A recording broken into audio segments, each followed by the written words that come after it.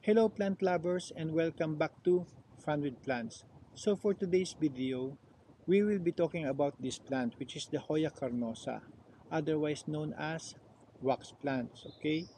Um, it may look just plain green plant but actually this plant produces beautiful bloom. So let me show you, okay? You are in luck kasi yung Hoya carnosa ko is in bloom now. So ito yung bloom niya number 1 and then number 2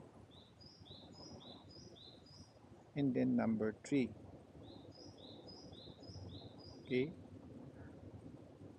actually this plant is native to Asian countries, also here in Japan, and very easy to take care of and easily available sa mga plant shops na malapit sa inyo. So when it comes to propagation, just take cuttings.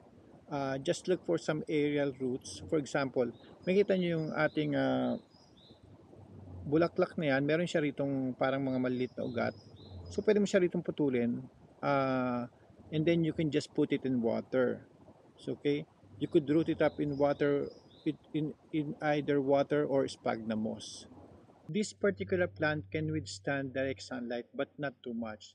And during cold weather, like what we have here in Japan, just put it indoors.